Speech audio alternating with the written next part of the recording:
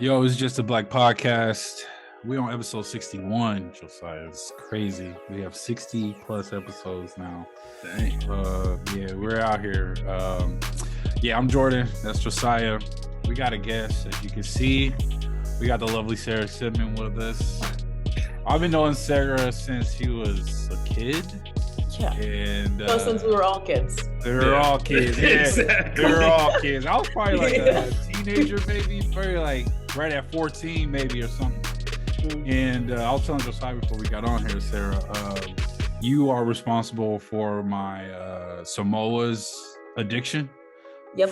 For Girl Scouts cookies. Yeah. When I knew your mom because she was in the choir and stuff at church. But then I saw you was like little and stuff, and you were selling cookies. You were like the only person that we were supporting. I mean, like, how could you not buy cookies from like? Yeah. You know what I mean? I mean, with the little glass. That's what I'm saying. We only got cookies from her. I had no idea. I just knew cookies was in the house. To my knowledge. Hey, shout out to Sarah. I was getting a purple box like crazy, bro. Oh man, those were great. I know. I kind of miss them. I miss the Thin Mints. That's probably the only thing I miss about Girl Scouts.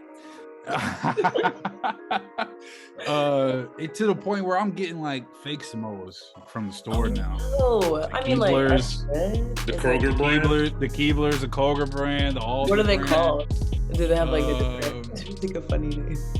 It's called like coconut something. Yeah, Right. something. So, but yeah, I'll say you are responsible for that because I can't stop eating them.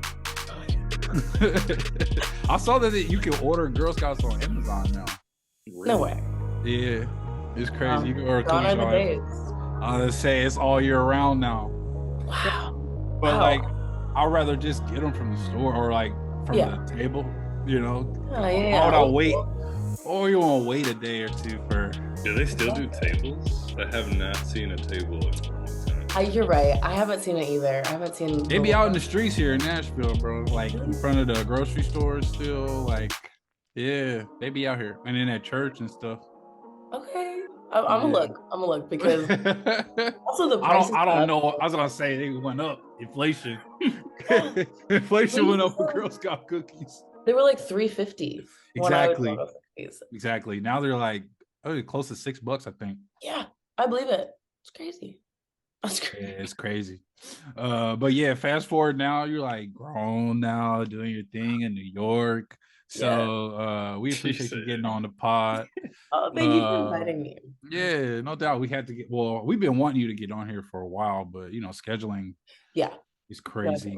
And I know you got a busy schedule, but tell the people like who you are and like what do you do and all that good stuff. Sure. Well, my name is Sarah Sigman. I work on Broadway. I am a swing.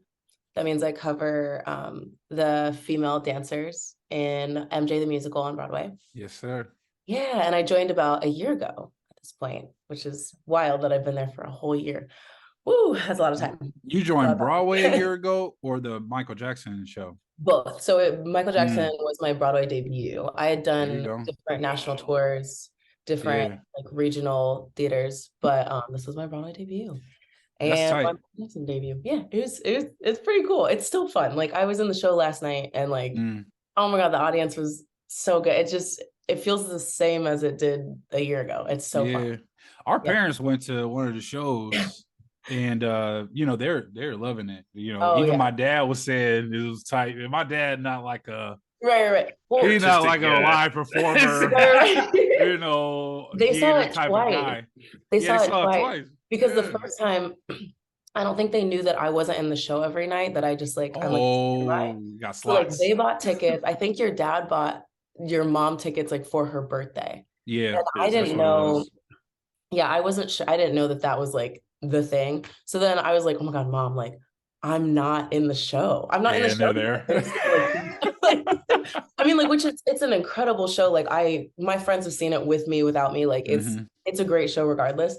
But I was just like, oh man, I feel awful. So then we're like, okay, no, come back tomorrow. I will be on tomorrow. Like by chance it happened that I was on the next day and they saw like a different person play MJ too. So it was good. Oh, yeah. So they got different. So it's like a slot or like different days where you're assigned, or in the new Michael Jackson. Yeah. So there's a bunch.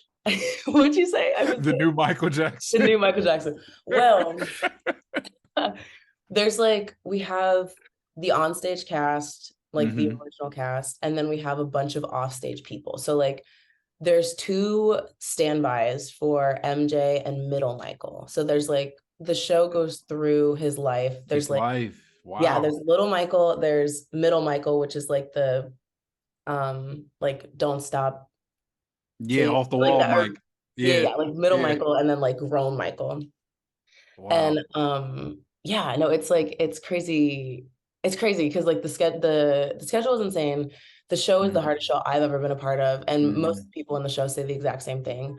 It's just like really demanding. So there's a lot of times we're not, like, I can't remember the last time every single onstage person was on stage at the same time.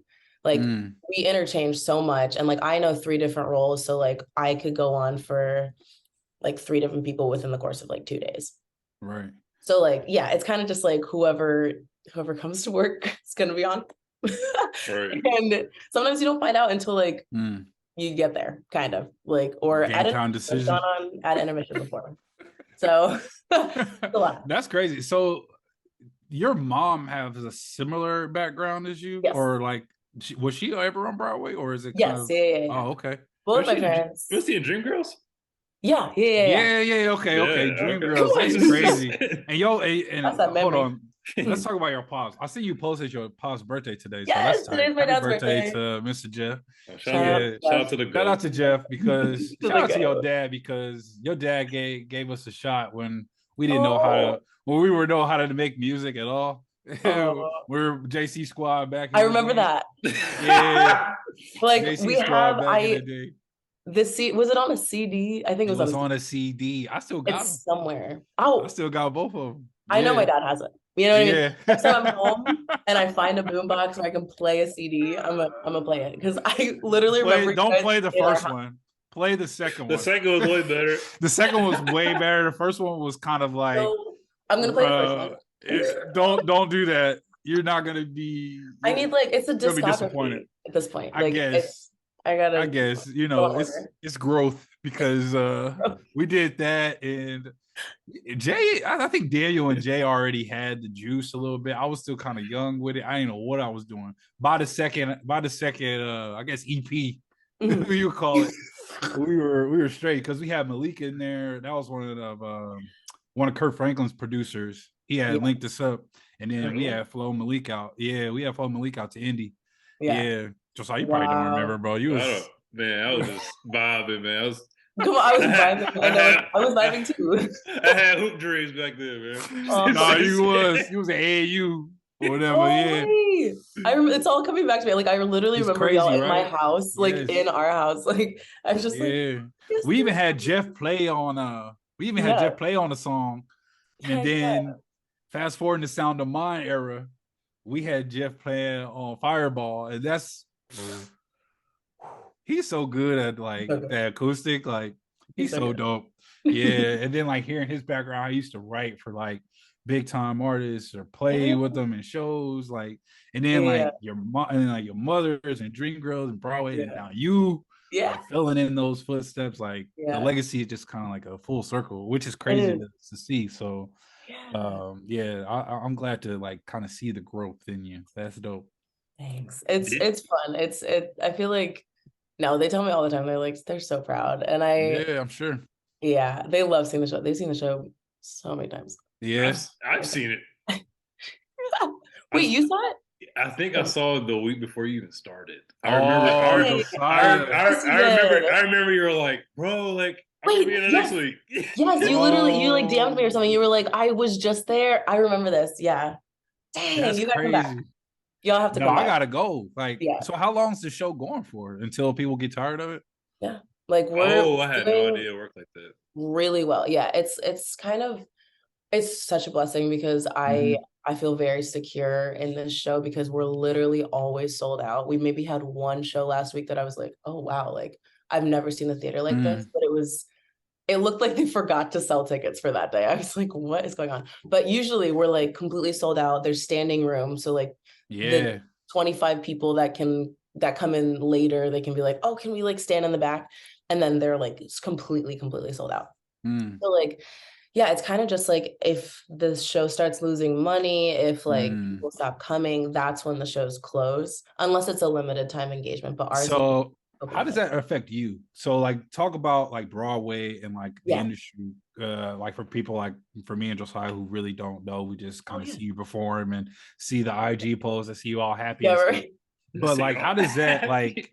So like, if you can get us behind the curtain a little bit, like how does that affect you when the show's doing well or the show's not doing so well? Like, do you get scared of like your position or?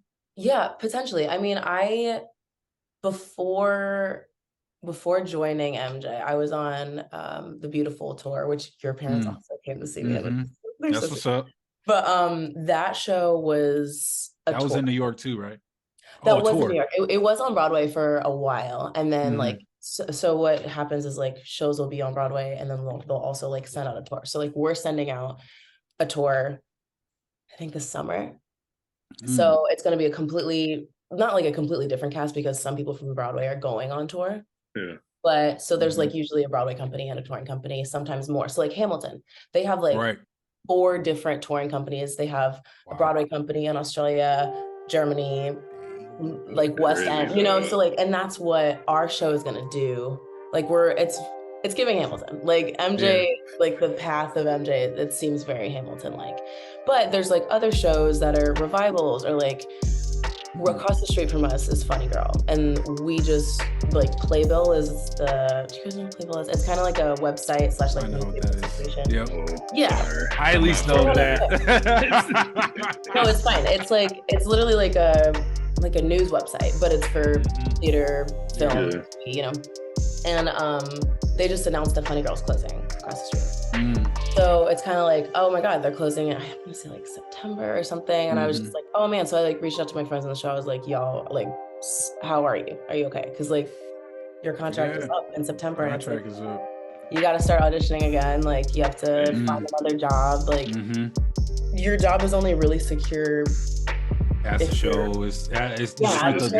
Yeah. So it's like, it's definitely like, it could be scary, but personally, I feel very blessed because I haven't felt like, oh my gosh, like you guys are closing. Yeah.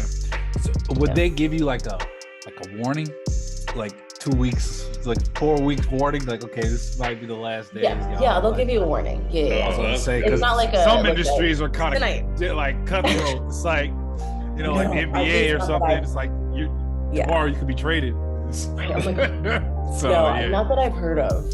Okay. Yeah, usually it's like the producers will gather you and be like, hey, we're not making enough, or like, hey, so and so is leaving, and like, I mean, like usually they find replacements for people, but yeah, it's kind of just like the contract will end in 2 months, and we're all in a union, so like there's there you go. You can't just be like, okay, exactly. Y'all are out tomorrow, you know. Right. There's a union for Broadway. Yeah. Man, I would assume that it would have to be because it has to be because also like so Broadway shows and the tours like and regional houses are all like it's called equity. So like equity is our union. Yeah. And it like regulates pay, it regulates like standards of, of such and and so like there is a minimum that you cannot go under when you're working on Broadway. So I mean that's like base pay, which is that's great. Hard. Because it's like it's not you have a regular job. Like I work at an eye institute. I do photography for eyes, so I have to like swipe in. Yes. I didn't know that. I just started like 2 months ago. Yeah, so I'm kind of like a photographer for real now, like digital ophthalmology. Come on, you know what? Multi-hyphenate. I know that. So and it's I did this because I can get certified, and it's kind of like I can hang my hat on this if like my photography don't go where it could, So, but anyway, back to you. So I have to like swipe in to like clock in. You just have to like show up to the shows or practice and stuff, like rehearsals? But they definitely stand at the stage door waiting. And they move. It's funny because we just got a new stage manager. Yeah. And all of the sign-in sheet, they moved it to be right underneath the clock. Oh. I was like, dang, like people can't sign people in anymore. Yeah, the new like they wait for you. And they yeah, if you're not on time, you get fined sometimes. Like if you have like two, I know, like like y'all have clocking in, but we basically have to do the same thing. Like we can't just go whatever. Yeah. So like tell me like well, hold on, let's stay on this Michael Jackson tip. Another Easter egg for people who are listening. My 25th birthday, you performed at that. Yes, I did. You did a Michael Jackson song. I did. You're right. Yes, Love Never Felt So Good. Yes. Like when he died, and it was on the Escape album. Yeah, it's like it's crazy how full circle this is. How about that? Yeah, no, it is. It's crazy. It's so danced. Crazy. Yeah, bro, you remember the who played the violin? Birthday? That was Leandria a lot. She went to TSU with me, and she's actually she's actually in New York too, doing her thing too. Yeah, I'll have to send her. I'll just send her IG to you. But like, she's doing great things in New York too. But yeah, bro, like you remember we had like it was like a fundraiser for a nonprofit. Yes, it was like we were turning up at the same time. Like people were going crazy. Like TSU people was there. Like it was crazy. But I remember you were going crazy with the Michael Jackson. Like, yeah, that was crazy. And you then had like a great now, 25th birthday, bro. Yeah, that was crazy. I lucky need to do something again. Like for the 35th or something. Come on, Like, where are they now? Like Sarah Sigman's on Broadway. Returns. Josiah's in Atlanta. Sequel.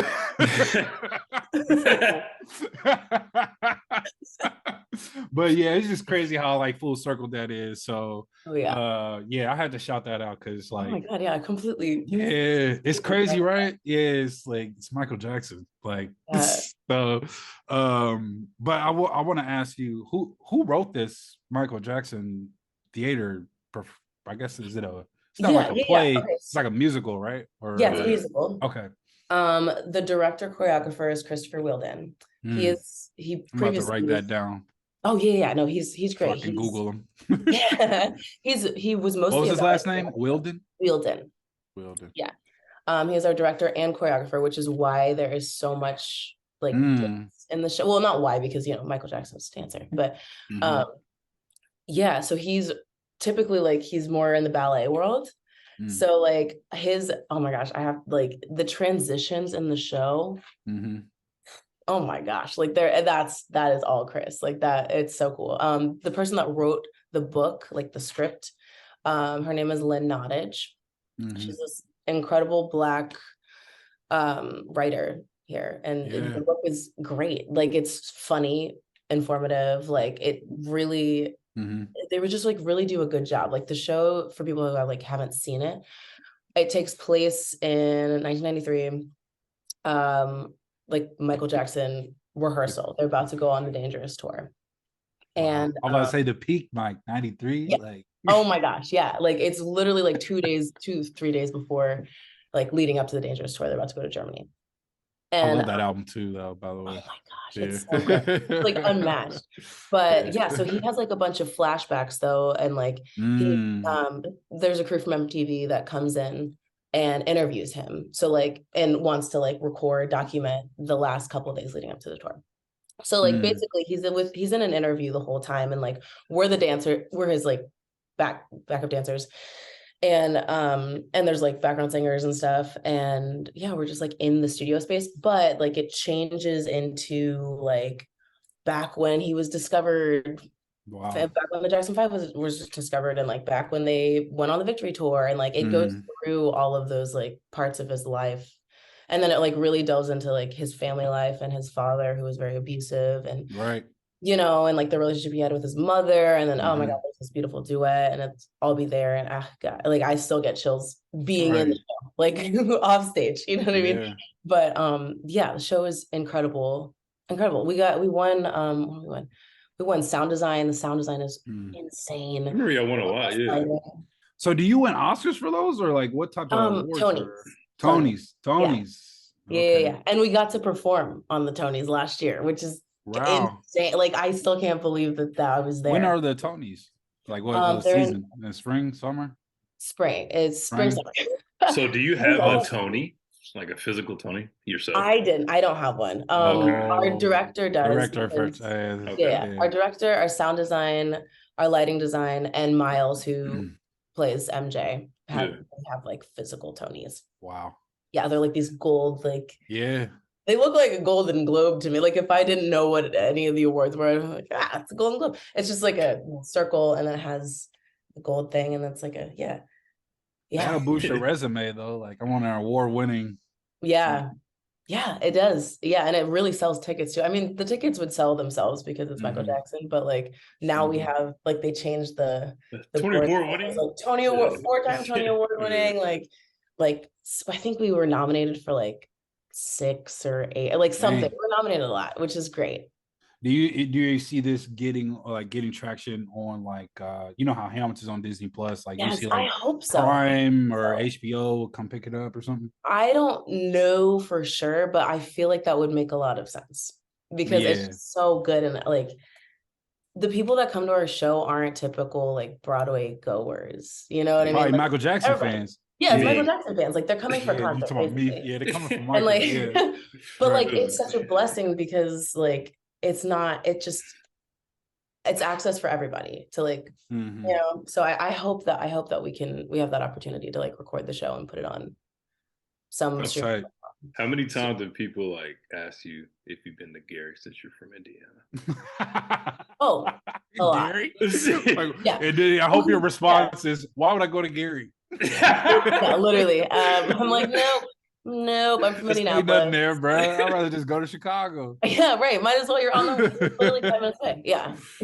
That's crazy. So talk about like how'd you got into it. So like, were you already? So where were you at before New York, and then how'd you get to New York, and then like find out about the auditions and stuff? Oh yeah, I mean, like, because both my parents were in the industry, it was a lot easier to transition. Way in, you was Steph Curry with Dale Curry. Truly, I mean, like, not truly. Like, they don't have like it helps. What'd you say? I say it probably helped that it helped so much just wisdom wise, and like they're just like a plethora of wisdom. But yeah, I went to college for a year. I mean, like, I studied dance. My mom put me in dance like when I was early. I remember. Yeah, I remember. Yeah. It's like, you know, those like when you're first starting out, it's like a half tap, half ballet class, like gymnastics. But but no, I mean, like, my parents put me in a bunch of different things. Like, I tried a bunch of instruments, you know, a bunch of different sports, but dance was like the only thing that I kept going back to. Well, I say you can sing too. I heard you. Thanks. I mean, yeah, I heard you. It may, like, now I can use it because like, you have to sing and dance. Like, Michael Jackson, we're singing a lot of like Mama Say Mama Sa's, you know what I mean? Mama Say Mama Sa's. Like, as a dancer in the show, like, I don't really vocally, it's not super challenging, but like in Beautiful, I didn't dance at all. Like, we did the locomotion for like 2 minutes and that's it. Like, but no, it was like a singer only show, which is, I was like, oh my God, they gave me a song. They're letting me sing a song by yourself? Yeah, solo? You can't tell me nothing. Yeah. No, but like, it was cool because I was so nervous, but I was like, I'd never had a song to myself before because I just like consider myself a dancer that can sing. But sorry. But the school part was in New York, or was that? No, so I went to college in Chicago. Loyola. I remember all this stuff. Yes, I know you said like, yeah, I went to Loyola for that. Chicago. Yes, because you were there, bro. I was gonna say I was there. You picked me up from the airport like one time. Yes. Yes, and your mom was texting me. Your mom was texting me like, basically to make sure you were safe or whatever. Oh my God. But yeah, I mean, she your mama. Yeah, she got. I know. Gotta do that. She got it. It's fine. Oh my gosh, that's so crazy. I know. It seems like lifetimes ago. It does, because I was in Chicago almost 10 years ago, like, or 2015. So And I was there for like 7 years. Yeah, that's crazy. But now I'm in Nashville because it's too cold up there. It's cold. It's Yeah, but you're in New York, so you like. I mean, it's not as bad. It's not as cold, bro. Very temperate. Really? It's not as cold at all, bro. Yeah. Well, Chicago does have the different altitude, like. They have like the lake effect. Yeah, the lake is. Yeah. Yeah, I see why you left Detroit, Josiah. Like, sucks, bro. Yeah, you wasn't even there for like 2 years, bro. You gone. I'd be gone too. I would be gone so quick. That is cool. Well, Chicago is way different than Detroit. Way bigger. Got 3 million people there, but right. Yeah. We went to Detroit on tour though, and it was snowing. Oh, for real? Dang. It was in January. Oh, that's a long time ago. I was like, nope, not going outside. Did you go see the Motown Museum though? No, because everybody was getting COVID. Oh. And I was like, I can't. I'm like the last one standing, and I was like, I'm gonna side. Yeah, I wanted to though. I wanted to be safe. Yeah, I heard they changed it up there, but I went in like 2016, maybe. Yeah. The Motown Museum, but they like the Michael stuff. They got these gloves, like a worn glove, like you can see the sweat marks in there. And yeah, so cool. Well, I mean, you're not gonna clean it. You're not gonna clean it. All the little the glitter's gonna fall off. Yeah. So, but then they had like area where they like recorded and like they like recorded in some attic and they had like the acoustics and stuff. Yeah, like, it was crazy. And they make you put your phone up too. Like you have to like pay attention. Wait, that's kind of great though. That's kind of great. Me too. Yeah. I mean, I was taking pictures up in the front until they told me to put my phone away. Yeah. That reminds me of what's it called? The Vatican in Italy. They say you're not supposed to take pictures, but I was in there like just like sneaking. Hell, like, I'm getting this. I'm trying. I'm never gonna come back to this. Please. I'm about to get this memory. I know that's right. Honestly, you got to do what you got to do. Do they make them put the phones up at the show? Yes, but we see y'all. Like we see, it's literally like this, flat on. I'm like, y'all, what? Like, if you're like, at least put your playbill like right here. You know what I mean? Yeah. And like it's at a certain point, and like the ushers will come by and they'll like do the flashlight, and so like on stage we're seeing all of this happen with like. That's crazy. Yeah, we are addicted to our phones. But I mean, I kind of like when you put your phone away because I mean, you still have the memory up here. Exactly. I mean, of course, you can't relive it through your screen or whatever, but it's like I feel like I appreciate that a little bit more because true. It's just I don't know. It just makes you focus a little bit. Oh, more. absolutely. You're not distracted. And most and then like.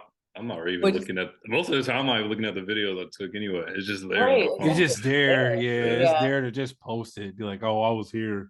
Yeah.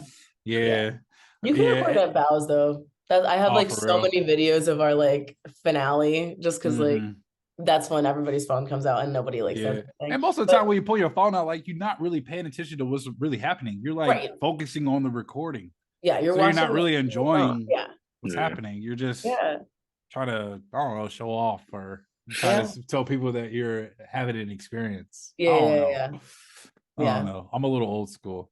Yeah. No, but I feel like I agree. Oh. Yeah. What was I about to ask you? So like after Broadway, like what do you see yourself doing? Like, or do you want to stay in there or? I love my job. I love the show. I don't want to be a swing forever. That is not my ministry. I mean, like I'm really good at it, but like I don't. I'm not trying to be a swing for the rest of my life. Like I want one track that I can worry about on stage. You know, just because like anxiety. Like now that I know all my tracks like by heart, like I've done the show probably. I tried to keep a tally. But one track I've done over 70 times, and that's just one girl. Like the other girl's track that I did last night, I think I've done like over 20 times. And then maybe the other one's like over 60. Like I've done the show a lot in different tracks, but I would love to just do the show every day in one track. On Broadway would be great. But also like I'm open to like I want to do things that I'm passionate about. I don't really want to like do a job just to like. So what are you passionate about? I mean, like, this is the most fulfilling show that I've been in. I got you.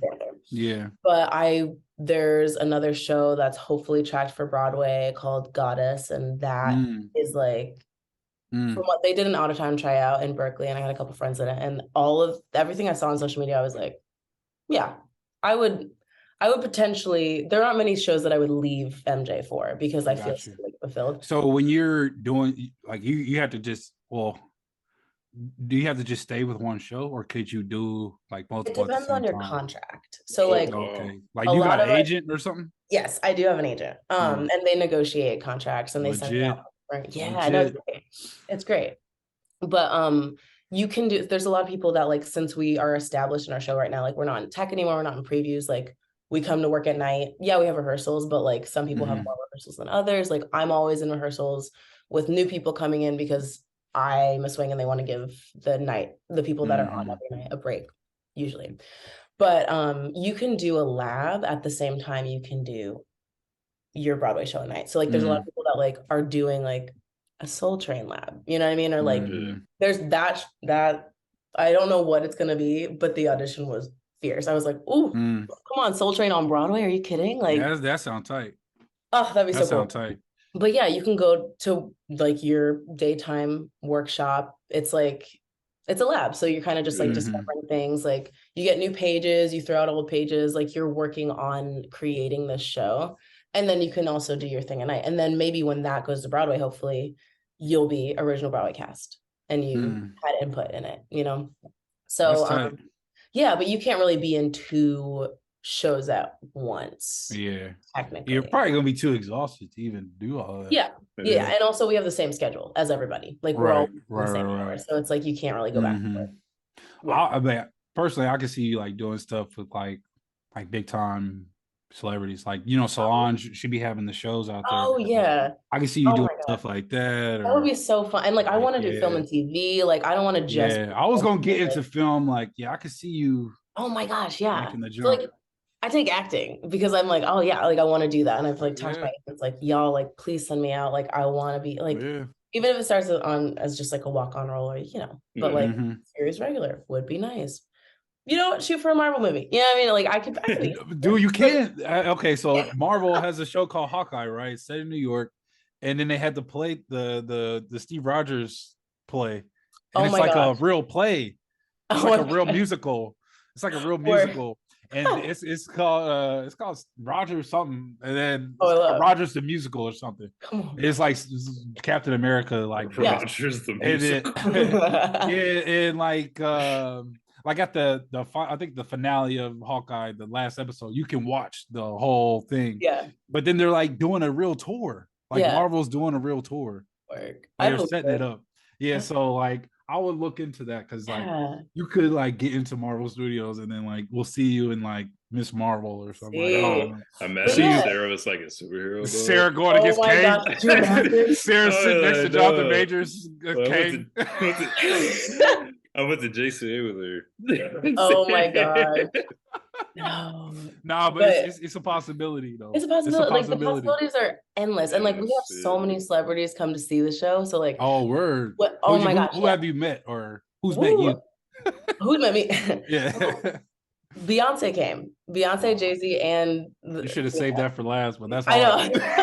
But the thing is they didn't stay for the meet and greet. Like, we had them on the like. There's a folder on the side. They ain't gonna stay for that, right? They stayed for Hamilton. I was like, oh, okay. So could you? But apparently, Jay wanted to leave, is what her publicist told us later.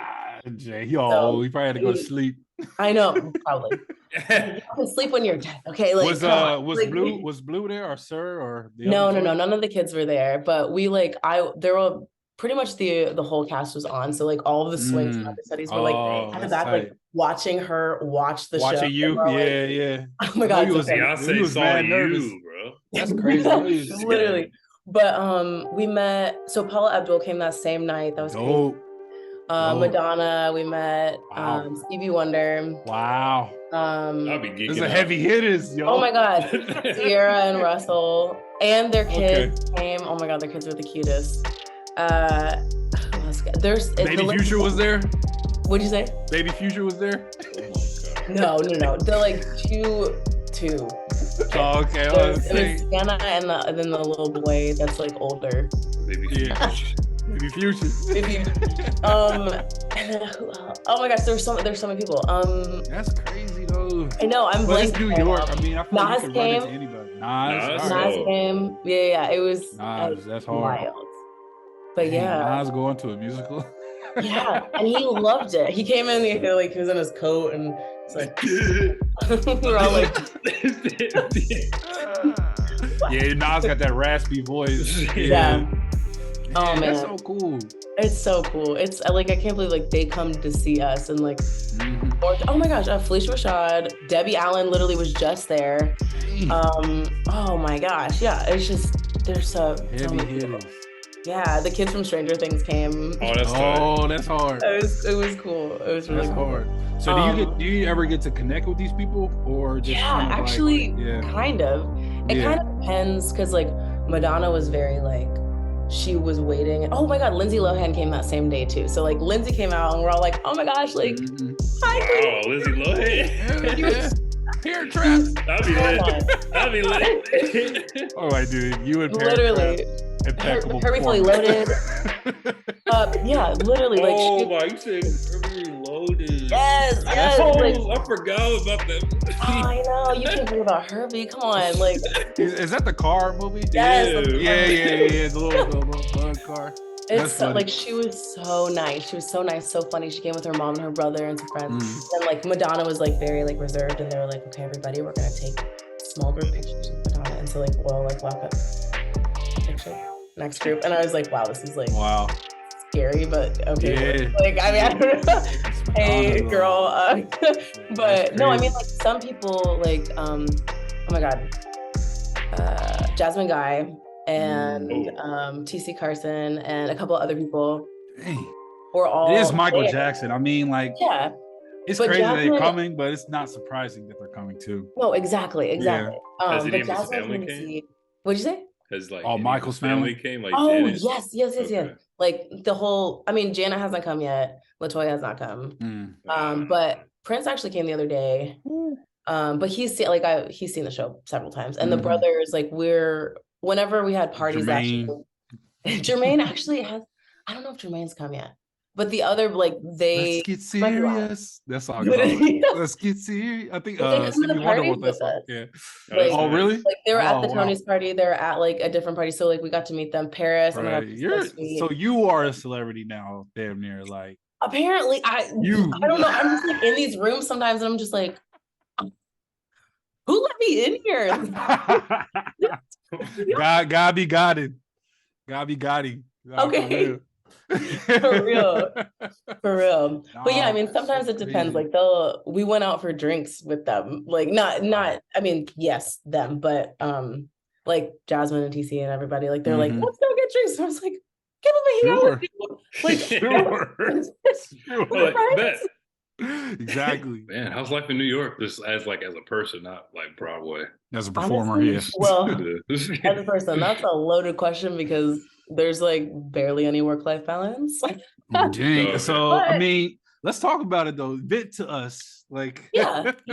I mean, like, I love my job and I put my job first all the time, which is like it's great because I love it, but at the same time, it's like, is that healthy? You know?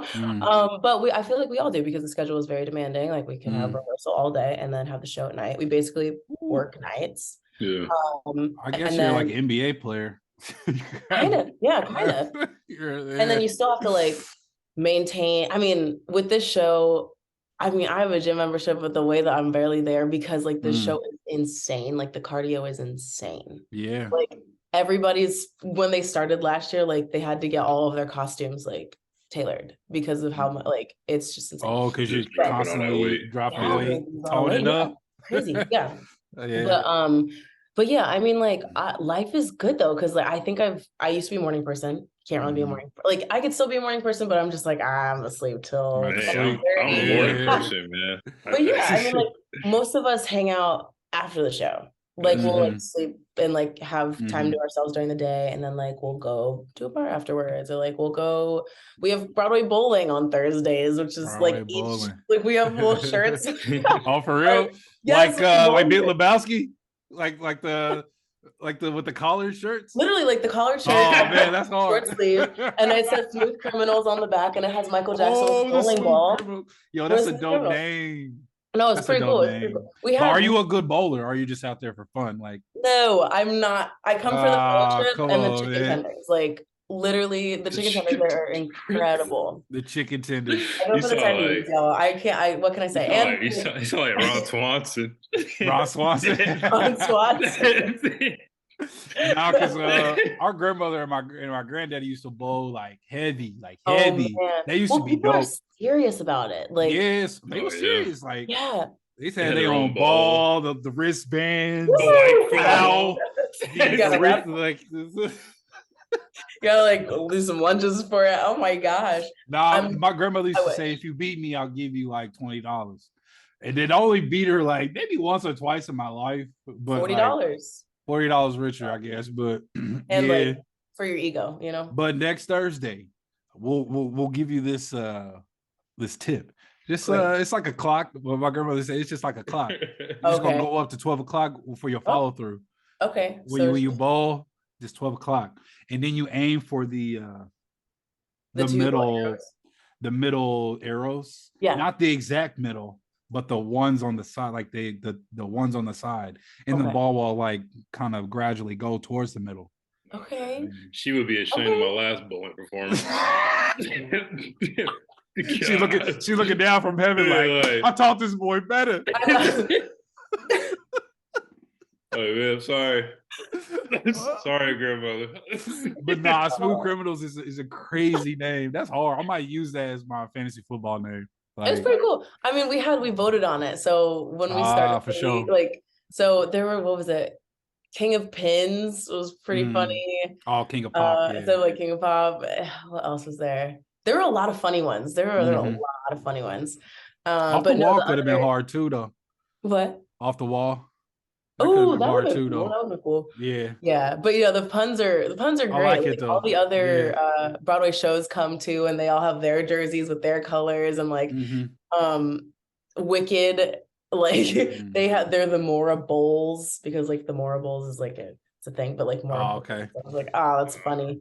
But yeah, no, it's a fun time. Like, and yeah, it's kind of it's definitely, it's hard to hang out with. It's hard to get time for yourself, because you have to put in your vacation, and you can only take like a week at a time, and like you can't split the week. So like I'm going on vacation next month with my mom, and like I had to like ask my agent to ask our general managers for 2 extra personal days on the beginning of it. And it was like, it took a minute to like get approved, but yeah, it's kind of just like, I mean, you can call out of the show, but you need, like, you have to like plan a personal day, and you only get a certain amount, and then you get a certain amount of sick days, and like COVID is different, because like you get 10 days paid basically, because you're just, out. Sick, but it's kind of just like you're kind of at the mercy of the show a little bit, even though like you have this, like, you have a union, and like you can't be held late at a certain time, you know what I mean? But at the same time, it's like, like I'm tired, so I'm not gonna like do anything in the morning. You know what I mean? Like, I'm just That's crazy. So like, how do you deal with the stress or the time management challenges, like on like, since you don't have too much personal time, when you do get the time, how do you like kind of get through it?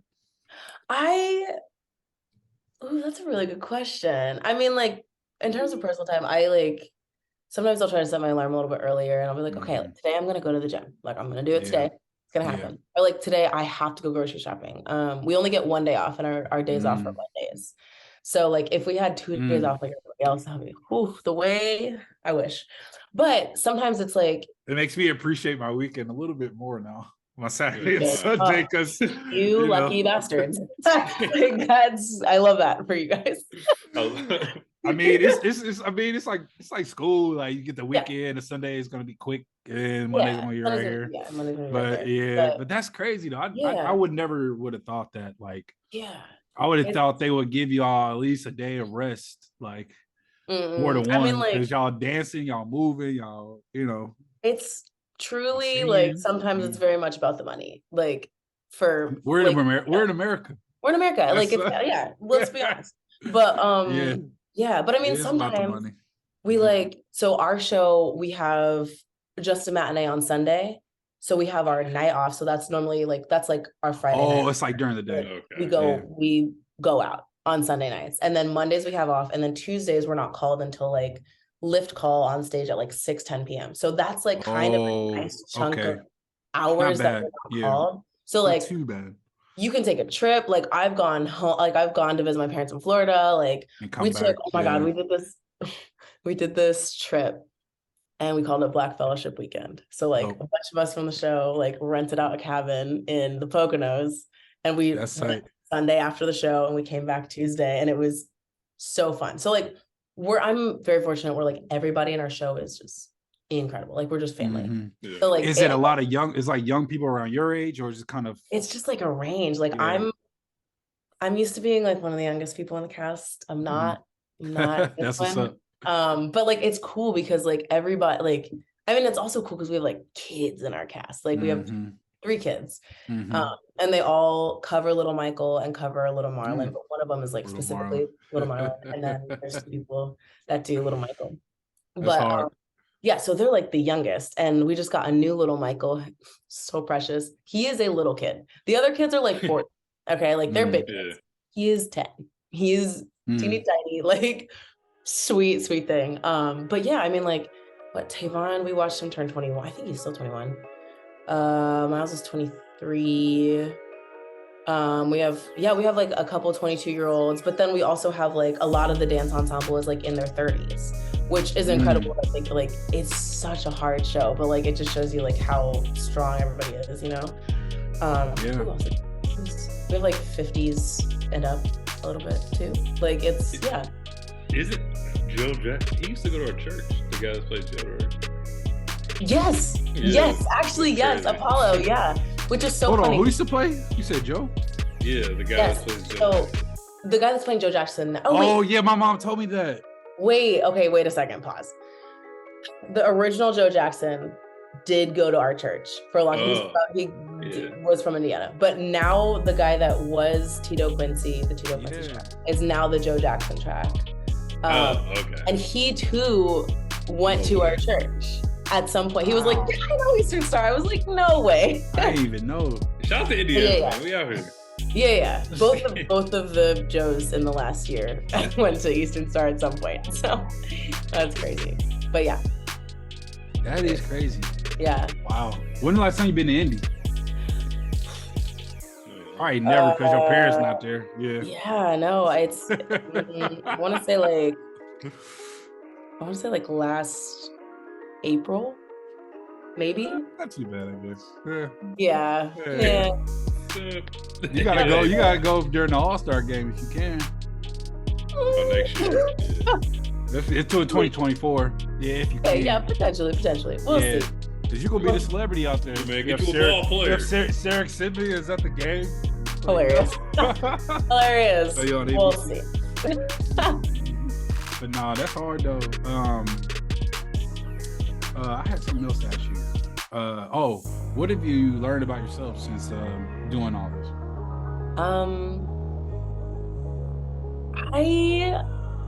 I've learned that I cannot be a perfectionist. And that is, I mean, like, I'm not really big into astrology at all, but like, sometimes it's fun to like dabble and just see like, okay, like what?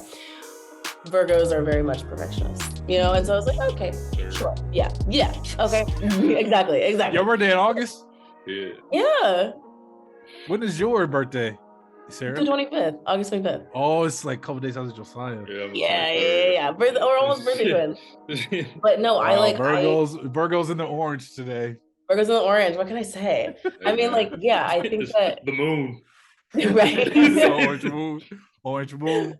That's funny. Yeah, for sure. But no, I mean, like, I am such a perfectionist, like hands down. And like doing this show and having so many different versions of it in my head. Like literally last night was a very fun show. I had a great time. Like I did the track that I've done the least, even though I've done it like 20 times. It's so sporadic because like my girl, Michelle, she is so consistent. She is always at the show, always at the show. So like whenever she misses, it's like so sporadic. So I'm like, oh my God, do I remember this one? Like, do I remember where I'm supposed to go? And everything was great until we got to Thriller. And I was like, oh my God. And I like randomly switched into another track that another swing was on for. And I literally was like, we talk on stage. It's so funny. I was like, went back, but I was like, oh my God. But months ago, I would be so in my head about it. Like when I first joined, oh my God, like, I can't believe I just did that. Like, oh my God, like what? And it's not like I'm going to get in trouble for it. I'm just going to maybe get a note about it. Like, hey, just remember, like you're supposed to be in the center, not on, 8 on the, we also have numbers on the stage. That's smart. But yeah, it's very smart. And there's like spikes. Our stage looks like confetti because like there's so many different props and stuff, spikes everywhere. But yeah, just like being a perfectionist is won't serve me. Like it's good because like actually most of our cast are Virgos because like we probably couldn't get it done without us because like we want things to be great. Yeah. Shout out to the Virgos, man. We out here. What can I say? But no, it's definitely like I have to give myself grace. I have to give myself forgiveness. Like I'm my own worst critic, honestly, and it's just like aren't we all? Aren't we all? Yeah. So I think very much that, and also like I'm kind of a badass bitch. Like just like I definitely learned that this year. It's good to have the confidence though, like you know who you are for real. And I'm like I'm still finding that. Yeah, you can maneuver like, a little bit better. Yeah. It's like it's definitely like a good. I'm definitely finding that more and more. I'm kind of just like okay, like no, I'm like I'm figuring out who I am as a person, as myself, and like it's like it's a journey, but like it's great. It's great, Yeah, man, but that's hard though. Just like you got anything? Yeah, just one last question. One last question. Yeah, all right. So you said do all this cardio and stuff. They feed you. Like, when do you have time to eat? You know what I'm saying? Got a buffet back there. I wish they did. When I was doing my taxes the other day, y'all, like my Uber Eats. Oh yeah, I had another question about that. But oh my God, yeah. Yeah, I mean they don't. Uber Eats. My Uber Eats to the theater is. Hold on, y'all right got no cater. Like y'all can't find no black lady who could just go down. You know what? You should write them a letter because they don't. No. They literally. I mean, it kind of depends. Like, whenever we have an event or like whenever they want to boost morale or something, they'll be like, "Okay, we got Sylvia's," or like, "We got we got catered food." Whenever there's like a thing, or if we had like, oh my God, we had a 16 show stretch for Christmas, basically like Christmas, like. Yeah, we're leading up to Christmas, and it was just like a lot. So between shows one day, they were like, "Okay, we're gonna provide food. It's gonna be great, drinks, everything. Like we can go." Or when we like sign playbills, we'll have a signing party, and sometimes they'll like feed us for that. But other than that, you're on your own, basically. You're on your own. Like wow. I'm about to say Uber Eats is crazy. I'm about to say Uber Eats is probably crazy in New York because like. The delivery fee in Nashville is ridiculous. The delivery fee in Nashville is ridiculous. I couldn't even imagine what New York prices is like. Yeah, I mean, like airport prices. Airport prices, literally. Crazy, yeah, no, I was like writing this off. This is a lot of money that I spent on. Oh, you can write it off on your taxes? Yes. Oh my God, that's hard. I guess that's not bad. Yeah, it's a workspace. Yeah. That's okay. I mean, now that you put it that way. Yeah. It's a write-off. So you know what? Yeah.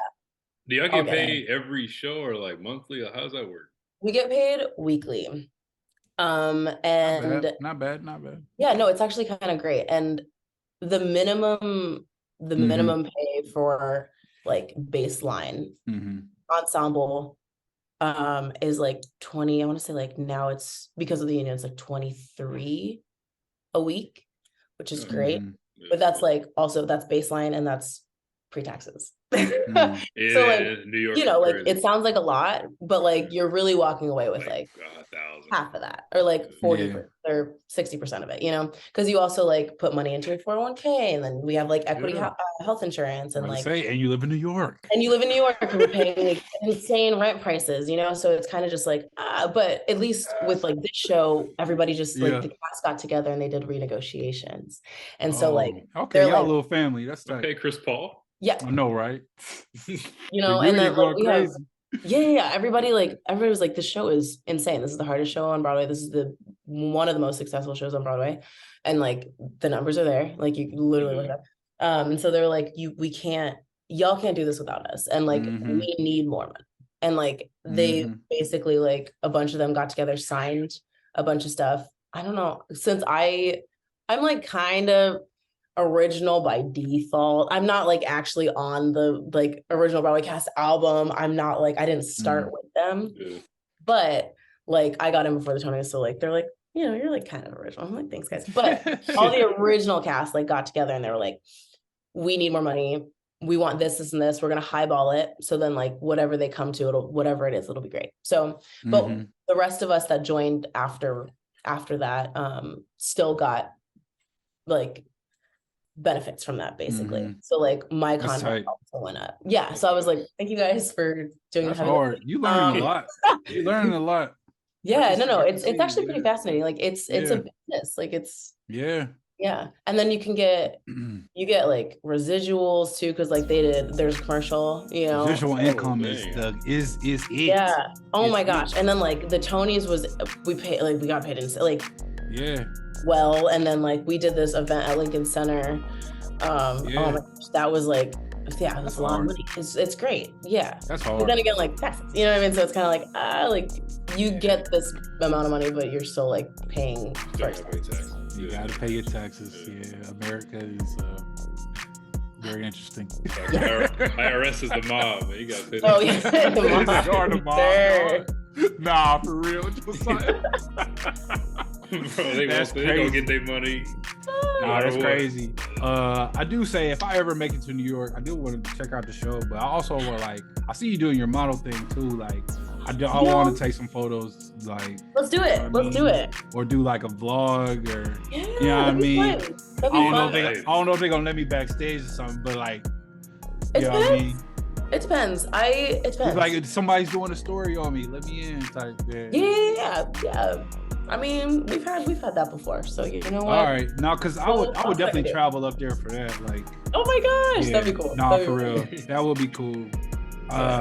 Maybe we could talk about that offline. Kind of trying to set something up or something. For sure. I'm definitely trying to upgrade my portfolio. I love that. My clientele. It's like, I was on Broadway. I put that on my LinkedIn. Yeah. But no, that'd be hard though. But no, man, we super proud of you. Like it's crazy seeing you from Girl Scout cookies to Broadway. Yeah. Oh my god. Girl Scout cookies, the thriller. The thriller, baby. No, this is cool, man. And we appreciate you taking time out of your busy ass schedule. Truly, it's my pleasure. Like to make time, you know what I mean? Because as we learn, you don't have a lot of it. So. Oh my gosh. But yeah, and shout out to your folks too, because they supported us when we didn't know what we were doing. Oh my gosh. Oh no, they love you guys. They love you guys so much. Shout out to your folks too, because they stay out here supporting me. They're so nice. Yeah, I mean, my folks. I mean, both of our parents, like they at the point where they can just live, kind of just enjoy their time. So yeah, it's cool to see. It's cool to see that too. Yeah. But yeah, tell the people where they can find you. Tell the people where they can buy tickets. Instagram. My Instagram is at Sarah with an H Sigman SIGMAN _. And then you can buy tickets online at mjthemusical.com, I think is it. I think that's what it is. Honestly, just Google MJ the Musical. That comes up. But yeah, that's your ID name is simple like mine too. I was gonna say yours is Josiah's. Y'all Virgo, orange moon ass niggas. First last name underscore. Yeah. That's creative. Oh my god. My name is not creative at all. That's hilarious. But that's okay. People can find you. Yeah, people can find you easily. Like for me, I gotta like Son of the Lights, SON. People put Son. And then you have like Adam Frost on there. No, the crazy. Okay, so the crazy story about Adam Frost. So in college at TSU, we sophomore year we went to Panama for spring break. Okay. And it was me, Tony, Dre, Demetrius. I think it was just us three. And then we had somebody else, so it was four of us. Okay. And then we were all like, bro, we not telling nobody our real names, bro. So we had to come up with alias names. And back then my name was Sam Ewing. And then fast forward, I was like, I need a new name. Yeah. And then I need a new name. So my girl came up with Adam Frost, like you cold, like, but I wanted to spell it differently than Jack Frost. No, I'm not Jack Frost. I'm Frost, like Frost. AU, you know what I mean? Frost. So it's just kind of silly. And then it kind of caught on, like Damo, my homie Damo Dope, like he a rapper from Indianapolis.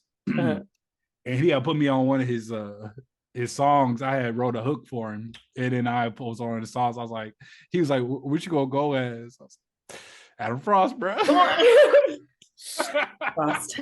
And then so I take photos at some of these music shows in Nashville, and people be asking me, well, like, Adam Frost. I was like, my name is Jordan, but you can call me Frost.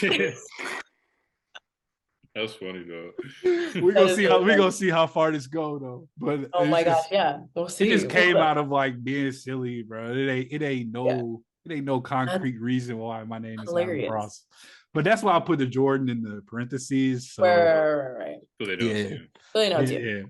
Yeah. But Adam is my middle name. But so I guess it's not truly an alias. Like, right. But yeah, Adam Frost. Like the FBI can find you. But like, no, they can't. Give it a little hint. It's like, the FBI can find me. The FBI can't find me. But I ain't doing nothing. I'm chilling. Right. They're gonna be disappointed when they don't find nothing. Yeah. But no, this was a cool episode. We like to bring people on who we think are like next up. You know, that's our niche, I guess. So you're like there. So you're not really next up. You're like at bat. But there's always room to grow. There's always another, another goal to reach. But but we appreciate your time. We'll let you go back to sleep or something. Oh my gosh, no, we have a matinee today at 2. So I'm probably gonna leave in like 15 minutes. Oh, okay. That's why I got dressed. I was like, you know what? I'm gonna be ready to go. I feel you. Stay ready. We appreciate your time. Have a good show. Me and Josiah will probably figure out something if we can go to New York or something like that. Yeah, truly. Josiah just moved or whatever, so he probably got to re-up on his money. Shout out to my gosh, and you're married now. Yeah, Josiah. We out here, man. Married man. Crazy. Married man. That's crazy. Oh, wow. That's crazy. Happy for y'all. Nah, for real. We appreciate you. Oh my gosh, anytime. I appreciate y'all. Thank you so much for having me. Yeah. All right. You have a good show. Lock in. I will. Sign my own name in. Yeah. Under the clock. All right. Yeah, right. Peace. Bye. Yeah, that was cool, man. Sarah Sigman. Crazy. Little girl with glasses. Now she just had them bifocals. She just had them bifocals, G. Like the big brown glasses. The Wired? Yeah. Wired glasses, man. Nah, for real. But no, we need to go to New York. I've only been in New York once for your wedding. That was your first time? Well, technically second time, because we was in DC. We took a day trip to New York. We went to this like barbecue. Like my homie Simone, she knew somebody was having like a day party. It wasn't really a day party. It was like a get together. It was a barbecue outside. And then we went to this jazz show at night. Well, towards the end of the night. And then we drove back to DC the same night. Yeah. That was my New York experience. And then we went to your wedding during the pandemic, and it was like I Am Legend downtown. It was no one downtown. Well, we went to that club. That was lit though. But that was lit. I was just ready to say that. Right by the I wasn't expecting it to Empire. be lit. Was it the Empire State Building? Yeah. Yeah, that was tight. Yeah, so you gotta show me around New York for real, bro, because you was busy doing wedding stuff back then. So like, yeah. They're just pizza spot. They're NYU, bro. $1 slice. That $1 slice, bro. You hungry, dog? If you get a slice on the water, and it's like $1.50, dog. It's like a big piece. Yeah, it's like dog. Yeah, so get you a pizza, man. You go get the red peppers on it, man. Get a water, $1.50, you out the door. But now it's a lot of stuff going on in New York. Like I definitely want to go see the Solange show. And then if Sarah could, sneak us into Michael Jackson, you know what I mean? It's always something to do in New York. Yeah, so I definitely want to. If not this year, I want to do something. She probably gonna be doing something crazy within the next 5 years anyway. So. Yeah, but yeah, that was cool, man. Y'all go check out if y'all in New York. If we got New York listeners, go see the show. Say what's up to Sarah Sigman. She's on her way. But we're gonna switch gears and let's talk about John Morant joining the Travis Scott and the Baby group of non-common sense. Like John Morant, I'm on my Grizzly. Like, where's Zebo, dog? Like. First of all, let's talk about what happened. Like, okay. John Morant he's one of the most exploding players in the NBA. NBA All-Star. He's All-Star. He's very exciting to watch. He took the Warriors to Game 6. Like, they're second in the West. All this great stuff is happening for the team. Like, they're getting all this attention, things like that. But let's start from the beginning. The beginning of this season, he said, we're not worried about nobody but the Celtics. And I think that started off all of this. Like, bro, you just lost to the Warriors. Why are you supposed to be worried about Steph Curry? What are you talking about? I know, don't let LeBron get healthy. You might see him in the first round. No, you're gonna see no, bro. Don't let Zaya get healthy. Don't get LeBron get healthy. Oh don't let you see Kawhi in the first round either. You just blew my mind, Josiah. Like, there's a lot of people. Like, if these people get healthy, you don't want to see them. Bro, the Lakers are playing well now, and if they play the Grizzlies first round, the Grizzlies might lose 6 games. Yeah, it might be 6, bro. They have people to guard Ja. Put Vanderbilt on that boy. That's what I'm about to say. Put Vanderbilt on him, bro. Like, they got him listed as a power forward, the center, but like he could probably guard off opposition. Yeah. He's like Lamar Odom. Like, he could guard all positions. And Ja can't shoot. So it's like no, I'll let him shoot, bro. You can't leave him open like Westbrook, but he's like John Wall type. When John Wall's trying to shot in Washington, like, it's respectable, but people compare his game to Allen Iverson a lot, but he has a more consistent jumper than Allen Iverson, if that makes any sense. I mean, you see bro, if you see Allen Iverson's playoff numbers, bro, it's like he's shooting a lot. But like he has a lot of shot attempts. Like, him and Kobe, a lot of shot attempts, bro. But I mean, who are they gonna pass it to? Aaron McKee? Eric Snow, bro. Like, no. Dikembe Mutombo. I'm shooting. And what's crazy is the Dikembe Mutombo won the defensive player of the year that went to the finals, and Shaq was going crazy.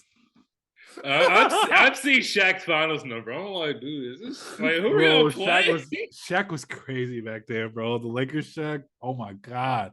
But let's get back to Ja. Like, I feel like this kind of started like, I don't know, a domino effect, because like the Grizzlies started talking trash all season. I mean, yeah, they're second in the West, got a good record, whatever. But I don't. Do you trust them? No, I don't trust the Grizzlies because of Jaren Jackson and Dylan Brooks. He fouls a lot, and they Brooks, both fouls a lot too. Dog. Yeah, Brooks is a solid defender, dog. Like, he could play defense. Yeah, he could just calm down. Like, and watch Tony Allen clips or something, bro. And his shooting percentage this year is really, really bad. He's breaking. Yeah, it went down. He's missing. And if everybody's just focused on John Morant, they're gonna be like, let Dylan Brooks try to feel like he needs to be the hero. Yeah. He's gonna shoot you out the game. And I think John need to slow down because I don't want him to like get hurt like Derrick Rose. You know what I mean? Because he goes to the basket hard all the time, bro, and he falls like D Wade, Allen Iverson all the time. He's little. Yeah, he's like he's not like he Westbrook big. Westbrook is like ripped, but like also lean. Yeah. I can see John getting. He's still 22, 23 years old. I feel like he can still get in the weight room, but like, bro. Why are you getting into it with 17-year-olds? Dude, that's crazy, bro. Like, I like. Okay, so like my homie Dre, he's from Little Rock, Arkansas, and there's a hooper from Arkansas that hangs out with John Morant's crew or whatever. Like he's a hooper, and he was there for the basketball incident when John Morant was having No. When John Morant was having people over his house. And they were just out, just having an open gym. Oh, with the kids. Apparently, John Morant invites young people all the time to just like better his game, I guess. So it makes sense. Yeah. But apparently, like the 17-year-old threw the basketball at him, put his shorts up, like, bro, I'll burn this whole house or something like that. I'll burn your house or something like threatening words. So Josh, like, I guess he like threw the ball back at him or punched him or I don't know. Allegedly, let me say all this. Allegedly, all this happened. Then your mom goes to the mall in Memphis.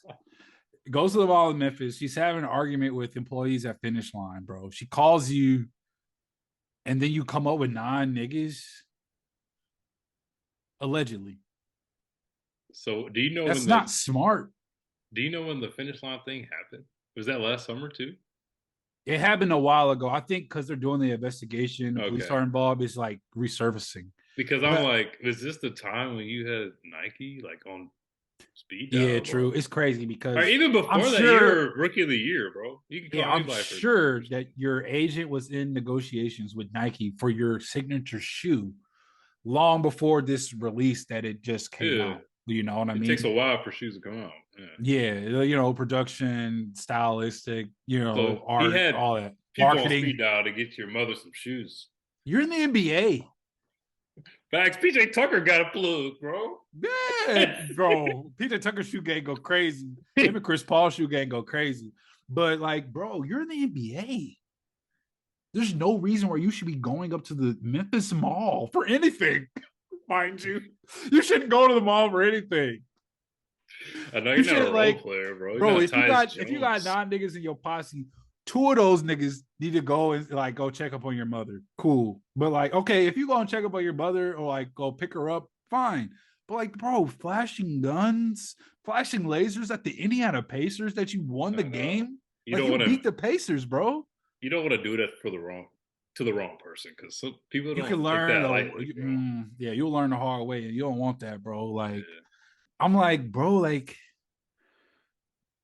where's Zebo? Where's Allen Iverson? Where's Michael Vick? Where are these guys that could just like have a sit down with this dude and be like, bro? The Shannon Sharp said it. You're worth $200 million. You don't have to do any of this. Shooters, like he said shooters aren't worth $200 million, bro. They're doing that for the reason. Like, and then now he's like on TikTok or Twitter, IG Live, and just flashing up the gun like to rap music. Is like, bro, none of this looks good. None of it. I think that's a problem. I guess in the NBA, there's not a lot of vets anymore. Bro. But there are plenty examples to learn from. I know, but you can learn from Allen Iverson, bro. I was listening to Bomani. He was talking about Allen Iverson were in like similar situations, but Allen Iverson wasn't flashing guns. That was his homies doing that. Yeah. And then like the whole bowling alley situation at Georgetown. Yeah. Yeah, it's like, and then you can learn from those situations. And on the flip side of the coin, learn from the leading scorer of all time, LeBron James. He is still with his homies, bro. Don't do anything. He made his homies millionaires, bro. Rich Paul's about to go to the MLB now in the NFL. He's dating Adele. Like, what are we doing? That's what I do with Power of LeBron. I was like, there's no way. Like, y'all go to double dates with Adele. Like, yo. Oh my God. It's like, bro, all these examples that you can learn from or try to make it yours, make it, you know what I mean? It's like you can hang out with your homies. I ain't saying like get new friends. I'm saying think about what you're doing, bro. Like you're messing up the bag. That's what I mean, I'm sure he knows Allen Iverson, but like he's around my age. You don't really know the situations. That's why I bet like you're 33 True. or 30. You're 33 or you're gonna be 33 this I'm about to be 33. That's what I'm saying. If someone was that your age was on the team, you'd be like, bro, look at this. They had Iggy, but Iggy didn't want to be there. But at the same time, it's like, bro, you have Zebo there, bro. I'm sure he's like he's involved. Around. And then Tony Allen's like, around. They need to, Tony Allen, bro. Like Allen Iverson was on the Grizzlies. Like, what do we like? Come on, bro. Like, they need to hire Zebo, like how Alonzo Mourning was with the Heat, like always by Pat Riley, the Haslam role, like just getting guys into shape. Like Haslam and D Wade had Shaq, Gary Payton. Yeah, like they had guys, vets, veterans who had success in the NBA. The Grizzlies need that. Like Steven Adams is not enough, bro. He's 29, bro. No one's 30 on their team. Steven Adams is 29. Yeah, he's not 30. He's not even over 30, bro. Bro, he's been in the league for a while. I thought he was like... That's the thing, like, bro. Like, they come in the league at like 19, 18, 20, 19, bro. Yeah. I was like... That's crazy, bro. Aquaman is not enough, bro. Bro, like Miles Turner's been in the league for like 8 years. He's 25. Yeah, 26. He's starting to get into his prime. Yeah, it's like, bro, I'm tripping. Like, I thought you did. That's true. We were too hard on Miles. Yeah, I was like, he's having the best season of his career. Yeah. He's got a real point guard. He's got a real coach. Yeah. Let's see. I'm sorry, bro. I thought you were old. I'm sorry, bro. Sorry. Just get in the weight room. How about that? Honestly, you don't have any tone. You look like Paul Pierce out there. Golly. But yeah, John just needs to get it together. But I really love his game, but I don't want him to mess up his bag. Like you're getting the NBA bad attention now, bro. Like it's not just you and your homies. Like it's like, bro. I don't know what his dad be. I don't know. His dad is always around. I just don't know what he be on. True. I mean, but at the same time, your dad. People do bro. It's people who got two parents around, but like some situations, like your dad is present, but he's not emotionally present, or he's emotionally present, but he's not physically present. You know, vice versa. It's a lot of stuff, or even like mothers. You know what I mean? So like, and we went to HSC, bro. We seen suburban niggas act stupid because they want to prove like they hard, or I know. You know what I mean? They trying to prove they like, black. Bro, like, you're black because your skin. Like you're black because your biology. nobody be caring, bro. People get checked real quick, like, bro, you live in Fishers. So I mean, I don't know, man. Like you can't judge a book by its cover, or like just because they're from the burbs, like you're not gonna act wild, bro. Like it's crazy, bro. I just never seen like NBA players do so much to like mess up the bag. Yeah, to not be in the NBA. Like, bro, you're an all-star. You're an all-star starter. People have their eyes on you all the time, bro. You're on track to have a Hall of Fame career, bro. Crazy, dog. And it's people be trying to blame like the city of Memphis or whatever.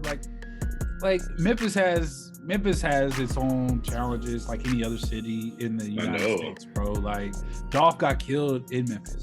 Okay, like all right, but we're not gonna blame like that type of energy on why this dude is acting, or why he's making the decisions as a 23-year-old dude. Yeah. So just play ball and chill out.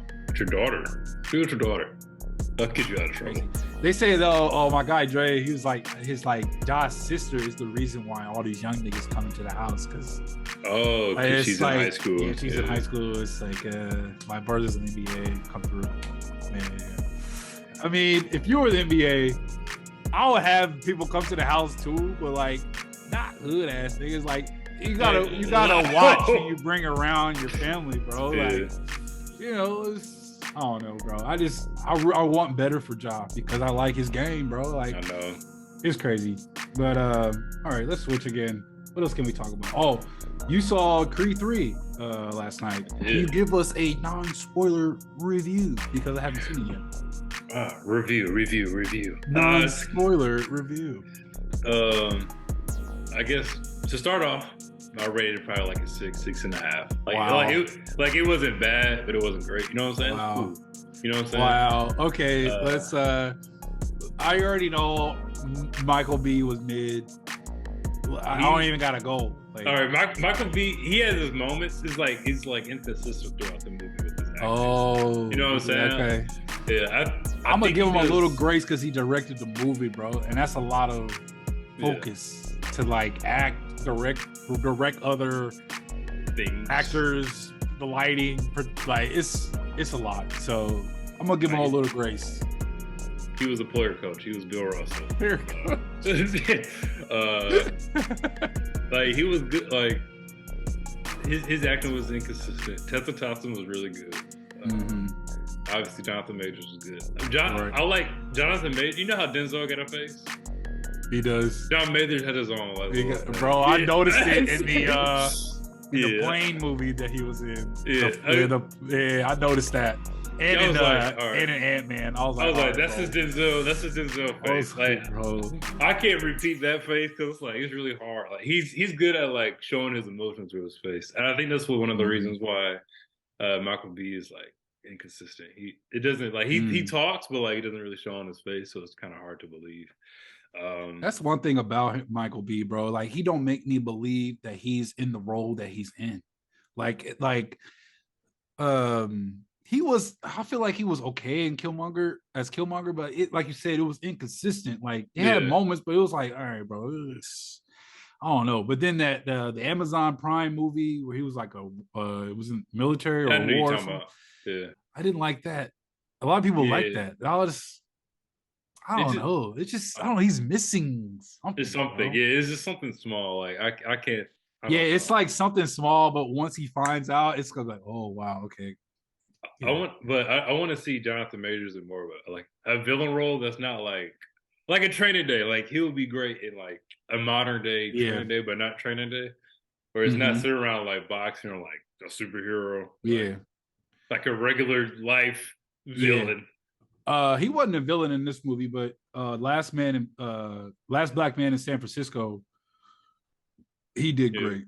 The acting in there was great. Like he was just like a supporting cast member, like the best friend to the main dude on there. Oh, yeah. But like the story in that was kind of weird, but like him in that movie was great, and that's why I noticed why in that movie you can see why he's Kang, the Conqueror. Like the variety of levels he can go to, like within his acting, like it's like okay, bro.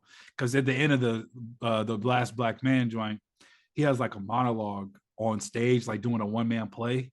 Yeah, bro, he's strong, bro. In that, like his performance is great. Like he's definitely the next Denzel, bro. Like, I can give him that stamp. Like some of the I guess whenever you see Creed, you probably not gonna see it in the theaters, but like whenever you see, I might do a $5 Tuesday. We'll see. I'm just not in a rush. Some parts you can hear the influence of Denzel, like sometimes within the inflection of his voices. It's like okay, I can see. Yeah. But who else was good? Like Felicia Rashad was okay. Like okay. You said bro from The Wire was in there, right? Or remember the Titans? Yeah, Julius. Yeah, he's funny, bro. He plays the same like character. Julius. Yeah. Let's get some specifics. You can't just throw it off by here, man. Not even Doc or Boone. You think I'm gonna wear myself up for the team? What team? I'm gonna wear myself back. This nigga said, "You think I give a hoot about you?" I'm gonna get mine. Like I'm gonna be on. Bro, I gotta watch that movie again, bro. I haven't seen that movie in years, but I know every single word to remember the Titans. It's good. Like no matter time, like, it's really good, bro. Yeah, he's in it. It was good. Like the other boxers, I like how they promoted the movie. It felt like it wasn't good. It was like they were like about to be like a fight. Like the boxing scenes are good. Like of course. The montages are great. Mm-hmm. It's just it just seems like I don't know for the people that play 2K, it just seems like a My Career type of move. You know what I'm saying? When you told me that, bro, I was laughing, bro. I was like, bro. Like if this was like Fight Night and you could create your own character and you're a Michael B, you'd be lit. Yeah. Like, let's go. Yeah, I'm him. But okay, so talk about the story. Oh, did you ever feel like Michael B. Jordan was about to like lose it all? Like, does it have like a like the books I've read, the screenplay books I've read? There's like a moment after the midpoint, before the end of the movie, before the climax. There's a moment where the main character is like at an all is lost moment where it's like really dark. You think he's not gonna make it. Like, could you see that? Could you? You didn't see that? No, like. But then again, it's like that's how Rocky is. Like, I don't know if you've seen none of the Rockies. I've seen the first one a long time ago, though. I don't think Rocky's good. So. I don't think he's a good actor for real. Sylvester Stallone. Yeah, it's just like his voice. When he's older, he's a better actor. But when he was younger, when Rocky 2 and all that stuff came out, like I don't think it was a good movie. Yeah, they said the first Rocky and the third Rocky are the best ones, or something, or the second one. I don't know, but I think the second one, whenever Apollo the Apollo Creed, yeah, that was a good one. But the other, but that's what led to this one. To the Creed trilogy, but I've only seen the first Creed, and I've seen it when it first came out in theaters. Like I haven't seen that. Was a good. It's just like everything about that one because Rocky was in it. They're in Philly, so you hear a big Mill in the back when he was training. Like you just feel hype. I just remember Tessa Thompson being deaf. At first, in another group chat, I was like, I just remember. I was a mistake. I made a mistake. I was like, I thought she was blind, and then somebody was like, "Bro, she's deaf." I was like, "Oh yeah." I don't remember the movie at all. She's not deaf. Like something went wrong with her hearing, and hard of hearing. It got better. But but their daughter is deaf. I don't. Oh, I didn't see the second one. I didn't see the second one at all. They're doing sign language like with their daughter at the movie. So that was a cool part. Not bad. I mean, you're not going to. But Johnathan Majors carried it. Johnathan Majors carried it, bro. He's D Wade, no 6, like I don't even know. He's in it, but not like all the time. He's not. Yeah, he's not the main character. Yeah. He's not the main character. So it's like you're gonna see a lot of Michael B. So maybe it was the roles was reversed. I don't know. Like when I seen it, I was like, why isn't Johnathan Majors supposed to play Mike Tyson? Like instead of it's an easier transition for him to look like Mike Tyson versus Jamie Foxx. In terms of the makeup. But Jamie Foxx can do the voice. He can do the voice. Jamie Foxx is a great actor too. He's just a different type of actor, I guess. Dude, he is. I say Jamie Foxx is like Eli Manning. It's like he's like Ray. No. His Super Bowl is like wow, but a lot of the movies is like, oh no, bro. Have you seen Collateral with him and Tom Cruise? That's what I'm saying. Like he has like probably like 2-3 great movies, like Eli Manning. But most of the time, it's like, no, dog. Hey, like, oh no, bro. I think you're tripping, bro. Let's pull up. I'm about to pull up Jamie Foxx's movies, bro. He's like Eli Manning got them 2 rings, and he ain't got like Josiah. Any other. You know. Okay, so he got Ray, Django, Collateral, Law-Abiding Citizen. That's 4. I didn't see Just Mercy because it got Michael B. Jordan in it. Yeah, I didn't see it. Soul, bro. You got Count Soul. Oh, okay. Miami Vice. I've never seen Miami Vice. Bait. Yeah, wait, I'm tripping. He was gonna. Bro, come on, bad. The Players Club, dog. Sorry, guys. Come on, bro. Sorry. I admit I'm wrong. Jarhead, bro. The Soloist, bro. No, wait. Hey, time out. Sunday. No. Wait. Soloist. Masterpiece. He's great. Bro, I was like, come on, dog. My bad. We not finna count Spider-Man 2, bro. We not finna count Project. Yeah. Project Power was okay, but it wasn't like my bad. He's no Eli, man. He has a few rings. It up, bro. He has about 4 rings. My bad. He's good. I haven't seen Spawn, but he's in that movie. I've never seen that. My bad, guys. But Spawn was dope. But Johnathan Majors is really good, and I like to see him more of leading actor, just like The Harder They Fall. Oh, okay. That's when I really became like a fan. I don't like because Johnathan Majors. I love Harder They Fall. That's the first time. Like I said, that was the first time I seen him. I was like, really? You didn't watch Loki? Man, I seen Hardly Fall, then I saw Loki. You didn't see Lovecraft Country. That's the first time I seen him. No, he was good in that. He carried that. And I like Lovecraft. It was just weird. It was just like, it was a weird show because like it was set back then, but then it had the sci-fi elements. It was weird. But then like Jonathan Majors was going through it in that show. I'm excited for his career because I was thinking about Denzel when he first got like when he was really, really in his bag. He was in his 40s. Jonathan Majors not in his 40s yet. Like 20 years ago, was training. When did stuff? Yeah, in the early 2000s. Yeah, how old was he? Was 40 then? He's in his 60s now, bro. Wow, so, bro. Like, his prime was in his 40s. So like in the next 5 to 10 years. I don't know. Malcolm X was good. Oh yeah. Well, I like Mo Better Blues. Mo Better Blues. He got Malcolm X. He thought he was Malcolm X. No, for real. That's why I think that's the best. Philadelphia. Ooh. Philadelphia, Josiah, yes. He was going crazy. He had AIDS. He broke the law. And they fight Mr. Bevan. He had AIDS. They broke the law. Hey, yo, bro. Bro, that was so crazy, bro. They thought he was gay. They thought he was gay. They thought he was gay.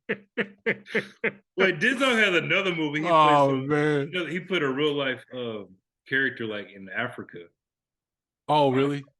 Dang, what's that? I'm looking for it right now. All right, yeah, because I went back to old Denzel. Oh, Saint Elsewhere, bro. Saint Elsewhere, the hospital show. Denzel was in his, bro. It's on Hulu, dog. Like, oh, it's called Cry Freedom. I don't know. Cry Freedom is good. Cry Freedom. I don't think I saw that one. It's really good. I haven't seen all that one. That's like an oldie. It's 87. 80s, yeah, 80s. I saw the one Carbon Copy. That was good. When he was like a black dude, like he was a black dude working somewhere, but they didn't expect him to be black or something like that. Yeah. And then at the end, he like tells like this whole monologue about like racism in America and stuff like that. It's still been in his bag, but have you seen he just didn't get recognized. Oh yeah. Dude, good, dude. Oh yeah. I'm tripping. Maybe he's LeBron. He's been in. He just didn't get the Oscar. He just didn't get the Oscar until Training Day. But he was doing great roles before that. What's your favorite Denzel performance, bro? Mine is American Gangster, bro. I don't know. That's a great question, dog. One thing I want Denzel to do is do like one animation before he check out. I want to do animation and a comedy. He did a comedy, but it with your boy Mark Wahlberg. You remember that? The Two Guns or something. I don't like Mark Wahlberg anyway. Yeah, he's a what's the face? Boston dude. Yeah, Boston. Yeah. The culture is in him. Denzel was tight in Macbeth. Flight, bro, was dope, bro. Book of Eli, bro. Dude, look at Eli. The Great Debaters. I'm looking at his movies, bro. Like, I don't know what's my favorite role, bro. Like, I think a lot of Denzel is like, even if the story isn't good, he's just he's just good, bro. I like Mo Better Blues. Devil in a New Dress was dope, bro. Like, I haven't seen that. Devil in a New Dress? No, I haven't seen that. Or Devil in a Blue Dress. Devil in a Blue Dress. Thinking of Kang, yeah, Devil in a Red Dress. Yeah, he I haven't seen The Siege. I haven't seen Bone Collector. Oh, Bone Collector's good. I haven't seen the Hurricane. Dude, Hurricane's long, but he's good. And I haven't seen the story. Dude, he's good at like portraying others. Like, bro, there's a lot of movies I still need to catch up on. But I would probably say, if not Remember the Titans, bro, like it's hard. You know what's so crazy? I don't be putting like Faith House was tight too. I don't be putting Remember the Titans as my favorite because I feel like, you know how artists have they like singles so everybody loves. Yeah, I feel you. Yeah, but I feel about that with American Gangster though. Like, oh, for real? Yeah, like it's like, great. Dude, it's great. He is great though. Unstoppable was tight too. But he said, "Take the glasses off." Take the glasses off. Dude, they said he just said that, bro. Yeah, he wasn't part of the script. He was in character, bro. Take the glasses off. He smacked him, bro. Bro, I know everybody was like, okay, he's going off script. We just gonna have to go with it, dog. Oh my god! Nah, Denzel's awesome, bro. Oh, Inside Man's cool. Roman J. Israel. Yeah, bro, Esquire, like, dog. In those movies, I was like, bro, he's missing it. Like, but he's done good at missing it. I know. Like flight, like, bro, you're missing it. You shouldn't be drinking and flying. I drunk Monday, Tuesday, Wednesday. He said every day. They gave him the cocaine, bro. He snapped back. Like, I was like, dude, this dude's an actor, bro. Oh my god. We should make a movie about Dad had Denzel playing. That would be dope. Or Johnathan Majors. I'm glad we have our next Denzel because we were in like it's crazy. Remember Michael Jordan retired? We were like, who's the next Michael? I mean, but it was Shaq, to be real, and then Tim Duncan was like Tim Duncan, but he was quiet. So, and then LeBron James came, and that's how I feel like that. I feel like that's the John Boyega and the dude from oh yeah, Nope. I forgot his name. Oh yeah, I don't never know how to say his name either, bro. Yeah. I need to learn it though. Yeah, and but he's good. Boom, Johnathan Majors came. And then Johnathan Majors came out of nowhere, bro. Yeah. Speaking of Johnathan Majors, he was great as Kang. Like, dude, he's good. You thought you could win. What did you see when you touched my mind? She's like, who's Kang? He's like, it's who I had to be. I know, bro.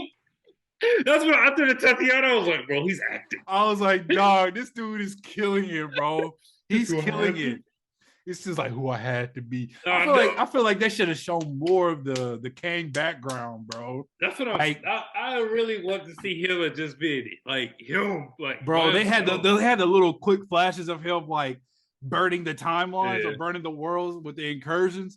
I was like, bro, like I feel like they should have shown him getting exiled from the other Kangs. Like I wanted to see that, bro. Like. Dude, when he said, this is who I had to be, I felt the same way. Bro, he wasn't scared. He was like, well, let's talk about it, bro. I'm Kang. Like, let's talk about it. Well, he can't do anything. Bro, she messed it up, bro. She messed it up. I feel like her and Johnathan Majors carried the Antman film, though. Michelle Pfeiffer. Yeah. Like, she like, what we talk about with Michael B. doesn't make you believe, like, in the role. When you saw her, like, yo, she was really scared of this dude, bro. Like she, like, I liked how they talked about Kang when, like, they gave you like the warning before he came on screen or whatever. But I feel like we should have seen more, bro. Like, it's cool to talk about him, but like, let's see the Conqueror, bro. Like, let's see him. I wish that we would have saw him grow to the Conqueror status within the quantum realm, or like when they got down there, he was already the Conqueror. Like, yeah, I feel like we should have seen like the lead up. Like, I wish we would have saw that. Like, Ant-Man was okay. Like, it was better than all the Phase 4 movies, except Spider-Man. But that's because everybody was in it. Yeah, I mean, it was better. I liked it better than Doctor Strange. That is terrible, bro. And I liked it better than the Thor movie. Like, it's like on the level with Shang-Chi, I guess. Like, I like Shang-Chi too. I like Shang-Chi minus Awkwafina. Like, if she wasn't in the movie, it would have been like perfect. Like, in the little, I don't know, the couch, the ottoman looking creature. Like, if it wasn't for them two, bro, that movie would have been perfect. Like, if they would have just kept like a family dynamic, the brother and sister combat, like the dad, Kobe and Shaq. Yeah, like they should have ended the movie after the dad died. Like, then like they brought the big old CGI dragon. I was like, bro, y'all doing too much, bro. We don't need all this. Like, I like the ending of Ant-Man was cool because it was just them two going at it. I like when it's just like humans. But then, I don't know, then this is a spoiler warning, sorry, but like, then the Wasp came and just shot him. I was like, okay, bro, it's too easy, bro. Like, I feel like his ego got in the way and that's how he lost. But like, I don't think he's dead. First of all. Neither. That's why he was like, wait, did I kill him? Exactly, that was crazy. But I liked it because it was kind of like the first Ant-Man movie where the guy like went into the quantum realm. Like it was like, okay, I see the full circle, but it's like they said the original ending was the Antman and the Wasp getting trapped down there. And I feel like that would have been that would have been way more interesting. And then Kang leaving, and then you're like, the stakes are super raised. Kang is on Earth. They're trapped. That's what we want to see, bro. Like, I don't want to see a predictable ending. Yeah, because I thought Ant-Man was gonna die, bro. Like, I thought Ant-Man or Hank should have died. Like, why they all living? It's like the new Jurassic Park, bro. All y'all survived the dinosaurs. All of y'all got on the helicopter and left, bro. All of y'all. 100% survival rate. It's like, dog. Like, after we saw, but at the same time, I feel like Infinity War and Endgame kind of set the standard. Like, bro, we want to see somebody lose, bro. Like, yeah, no. Like, all these new movies, nobody lost. Shang-Chi. He lost his dad. All right. Yeah. Spider-Man, he lost his aunt. Cool. Black Widow. The Doctor Strange. He didn't. Well, he lost his. Kinda. He lost himself, I guess. Yeah. Because he got the third eye now. He's like cursed, I guess. I don't know. But it was just like, I don't know. Everybody don't need to win, bro. Like it's cool if he would have been trapped because he's not dead, but he's like, he got to figure out a way to get out. So I don't know. And then the whole ant army saving the day. It kind of reminded me of the Suicide Squad when all the rats came. I was like, all right, y'all. All right, y'all. I'm excited for them. You know how the Joker and not Thor. Sheesh. What's the? Dang, I'm missing it. Hey, Thor Ragnarok was perfect. But the villain, Love and Thunder was trash. The main villain the main villain. Gore, the God Butcher. No, Thanos. The Joker and Thanos. I'm excited for Kang's like lines. Yeah, bro. I like what they doing with Kang. I see the connection between the multiverse and like the incursions. Like it was talking about Doctor Strange where the world's colliding, destroying everything, and then I see the lead up to Kang Dynasty and Secret Wars. Like, it's cool, but it's like I need like a little bit more like nuance, like depth. Like, if Kang, like we saw Bill Murray come around, and then Michelle Pfeiffer and Bill Murray had like a little thing. It would have been dope if Kang and her had a thing, and then it would have been like a little bit more depth. I'm like, why is she scared of him? Because like, bro, like if they had sex or something, like, and then he betrayed her, like, it would have been a little bit more. It would have made sense. It was just like, yeah, he's just trying to get out the quantum realm. All right. It's like, cool. I understand why that's not really a motivation. He's like, I understand. Conquer the quantum realm, bro. That's not a real motivation. It's like anybody trying to get out that motherfucker. Like, I know, like I understand. Like, everybody trying to get out, bro. Like, I just feel like, and like I didn't like how they used like the young Wasp. Like, she had no real arc in there. She was just like there. Like, I know. And I feel like the family, they were too much on one accord. Like, it would have been dope if they had like a disagreement on how to defeat Kang. I thought this was about to do, but yeah, like if Antman and Michelle Pfeiffer, when they were down there, like getting the thing, I thought maybe it's like, bro, I had to give it to him. Right. Yeah, it's like if that was the case, it's like I got to give it to him because I got to save my daughter. But she's like, nah, because he's gonna go out and destroy everything or conquer or whatever. So, but at the same time, I thought Kang was like underground hero because he's trying to save the multiverse, bro.